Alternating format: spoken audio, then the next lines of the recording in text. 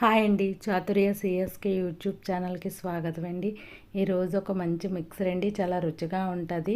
బొంబాయి రవ్వ మిక్సర్ అండి. టేస్ట్ కూడా చాలా బాగుంటుంది, చాలా ఈజీగా చేసుకోవచ్చు. దానికోసం మనం ఎలా చేసుకోవాలో చూద్దాము. ముందుగా స్టవ్ వెలిగించి ఒక కళాయి పెట్టుకొని అందులో నేను వీడియోలో చూపిస్తున్నట్టు ఒక కప్పు ఉంది కదండి, ఆ కప్పుతోని కప్పున్నర వాటర్ అనేది వేసుకుంటున్నానండి. ముందుగా మనం అలా కప్పున్నర వాటర్ వేసుకోవాలి.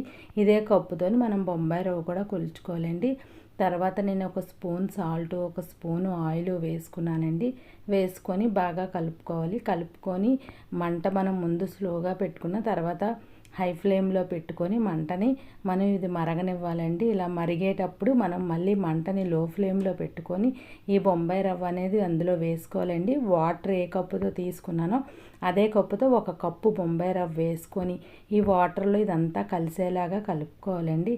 ఇలాగ ఒక 2-3 నిమిషాల్లో మనకి మొత్తం చక్కగా తయారవుతుందండి. ఆ చిన్న మంట మీద ఇది ఇలాగా కలుపుకోవాలండి. కలిపిన తర్వాత స్టవ్ ఆపి పక్కన పెట్టుకోవాలి.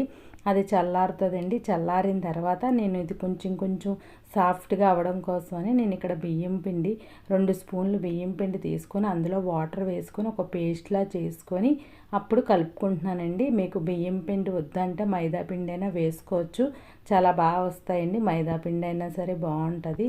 ఇలా మనం ముందు రవ్వ ఉడకపెట్టి పెట్టుకున్నాం కదా, అందులోని ఇది వేసి బాగా కలిపితే ఎంత కలిపితే అంత బాగుంటుందండి చక్కగాని. ఇలా అన్నీ కలుపుకొని చక్కగా మనం ఇంకా జంతికలు గొట్టంలోని మనం పెట్టుకోవడమేనండి. పెట్టి ఇంకా మనం జంతికల్లాగా వేసుకోవాలండి సేమ్. దానికోసం స్టవ్ వెలిగించి నేను కళాయి పెట్టుకొని ఆయిల్ వేసాను. ఆ ఆయిల్లో మనం జంతికలు గొట్టంలో ఆ విధంగా వేసుకున్నామనుకో చక్కగా మనకి చాలా బాగా పూస అనేది వస్తుందండి. ఒక్కటే జంతిక కింద నేను వేసుకుంటున్నాను. మనకి ఇంకా ఇదేంటంటే మిక్సర్ కాబట్టి ఇలా వేసుకుంటే సరిపోద్ది. ఒకవైపు కాలినంత వరకు గరిటైతే పెట్టకూడదండి. చక్కగా వేగిన తర్వాతే మనకి తిప్పడానికి అవుతుంది, లేకపోతే ముక్కలు కింద అయిపోద్ది. ఇలా వేగిన తర్వాత మనం మిగతావన్నీ కూడా అలాగే వేసుకోవాలండి. వేసేటప్పుడు మటుకి స్లోగా మంటను అనేది లో ఫ్లేమ్లో పెట్టుకోవాలండి. హై ఫ్లేమ్లో మటుకు అసలు పెట్టద్దు. అలా అన్నీ అయిన తర్వాత అదే బాండీలో ఆయిల్ తీసి ఒక స్పూన్ ఆయిల్ మాత్రమే ఉంచి ఇక్కడ నేను పుల్ మకాని వేసుకుంటున్నానండి, ఒక కప్పు.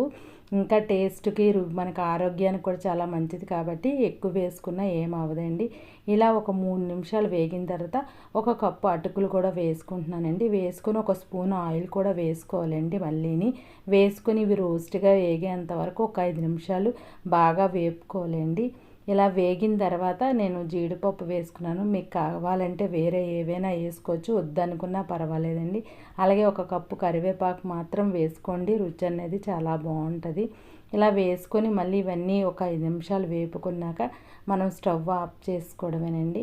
ఇక ఈ మిక్సర్ మనం ముందుగా వేసుకొని ఉంచుకున్నాం కదండి బొంబాయి రవ్వతోని, అందులోనే వేసుకొని ఇవన్నీ మనం కలుపుకోవడమేనండి. ఇంకా చాలా రుచిగా ఉంటుందండి. ఇవి వేసుకోవడం వల్ల మనం ముందే సాల్ట్ అనేది వేసాం కాబట్టి ఇప్పుడు కొంచెం చూసుకొని వేసుకోవాలి. అలాగే ఒక స్పూన్ చాట్ మసాలా, ఒక స్పూన్ కారం కూడా వేసుకొని ఇంకా మనం చక్కగా కలుపుకోవాలండి. ఇవి జంతికల్లా ఉన్నాయి కాబట్టి గరిటతో కన్నా మనం చెయ్యి పెట్టుకొని కలుపుకుంటే బాగా వస్తుందండి. చక్కగానే కలుపుకుంటే ఇంకా ఇది నిల్వ కూడా చాలా బాగుంటుందండి. కరకరలాడుతూ చాలా రుచిగా ఉంటుందండి. మీకు ఇది బాగుంది అనిపిస్తే లైక్ చేయండి, షేర్ చేయండి. ఎవరైనా కొత్తగా మా ఛానల్ చూస్తే సబ్స్క్రైబ్ చేసుకోండి. ఒకసారి మీరు కూడా ట్రై చేయండి, మర్చిపోవద్దు.